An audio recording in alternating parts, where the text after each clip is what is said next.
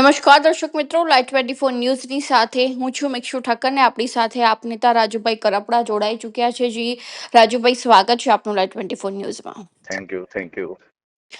રાજુભાઈ, જે રીતે વાત કરવામાં આવે તો તાજેતરમાં જ બોટાદમાં તમારા દ્વારા એવું નિવેદન આપવામાં આવ્યું કે અમે જે પણ આમ આદમી પાર્ટીમાંથી ઉમેદવારની પસંદગી કરી છે ક્યાંક ને ક્યાંક એ અમારી ભૂલ છે. જી.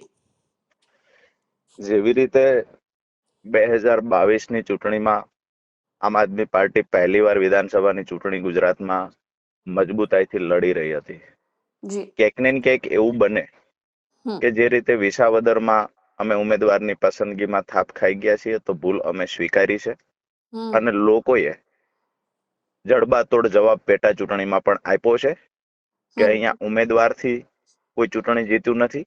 આમ આદમી પાર્ટીના મતદારો છે, આમ આદમી પાર્ટીને પ્રેમ કરે છે, ગુજરાતની વ્યવસ્થા પરિવર્તનની લડાઈ માટેથી આમ આદમી પાર્ટીના ઉમેદવારને મત આપ્યો છે.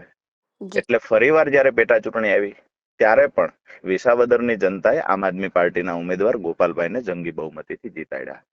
એ જ પરિસ્થિતિ વારંવાર પાર્ટી વિરુદ્ધમાં જયારે નિવેદનો બોટાદના આપના ધારાસભ્ય કરી રહ્યા હતા ત્યારે પાર્ટી દ્વારા એને સસ્પેન્ડ કરવામાં આવ્યા. વારંવાર ત્યાંથી લોકોની ફરિયાદ આવતી કે ધારાસભ્યના કમલમમાં આટા ફેરા વધ્યા છે, ક્યાંક ને ક્યાંક ધારાસભ્ય લોકોની વચ્ચે રહેતા નથી, લોકોના કામ કરતા નથી.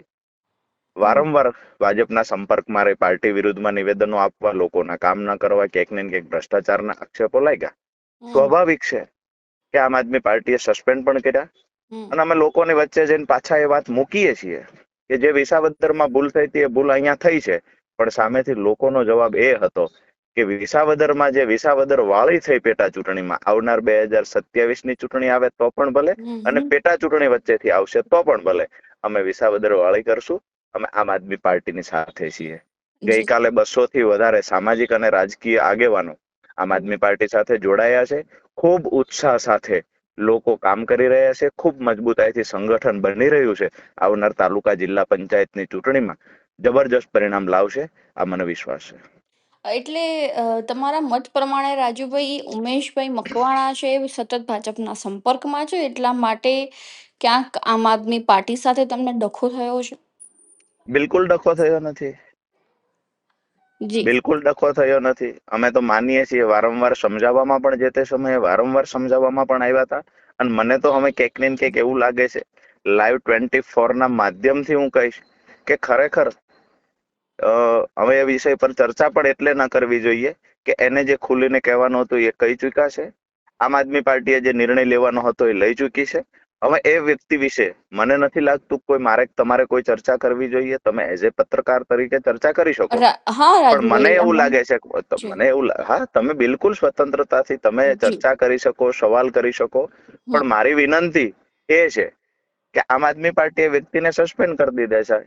લોકો આજે આમ આદમી પાર્ટીની સાથે છે, તો ખરેખર જો હિંમત હોય ધારાસભ્યશ્રીમાં તો રાજીનામું આપે, અથવા તો હિંમત હોય તો પછી ફરી વખત અપક્ષમાંથી અથવા તો કોઈ અન્ય પાર્ટીમાંથી 2027માં ચૂંટાઈને બતાવે.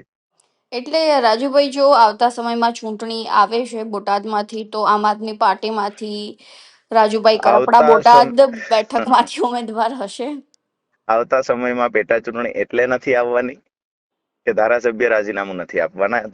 ધારાસભ્ય રાજીનામું એટલે નથી આપવાના કે એમને ખબર છે ફરી વખત હું અહીંયાથી ચૂંટણી જીતી શકું એવું નથી, આવું ધારાસભ્ય પોતે માને છે. એટલે વર્ષ 2027માં વિધાનસભાની ચૂંટણી તો આવવાની જ છે રાજુભાઈ. બિલકુલ જનરલ ચૂંટણી આવશે, પણ જે તમારો સવાલ છે કે રાજુ કરપડા ત્યાંથી લડશે કે કેમ, એમાં મારો સ્પષ્ટ જવાબ છે કે આમ આદમી પાર્ટીના પાયાના પથ્થર સમા મજબૂત કાર્યકર્તાઓ જેને પરસેવો પાડ્યો છે એ બોટાદ વિધાનસભામાં છે અને પોતે ખૂબ મજબૂત છે, સક્ષમ છે. એને જીતાડવા માટે રાજુ કરપડા જે કઈ કરવાનું થશે તમામ કામ પણ કરશે, સંગઠન માટે પણ કામ કરશે, ત્યાં થતા અન્યાય અત્યાચારો મુદ્દે પણ અવાજ ઉઠાવશે અને વારંવાર ત્યાં આટાફેરા કરવા પડે તો બોટાદના આટાફેરા કરીશું, પણ જે અમારો કાર્યકર્તા ચૂંટણી લડવા આવશે એને ખંભે બેસાડી વિધાનસભામાં પહોંચાડવાનું કામ અમારું સંગઠન કરશે, રાજુ કરપડા કરશે, ખેડૂત મજદૂરો કરશે. જી રાજુભાઈ, ધન્યવાદ આપનો માહિતી આપવા.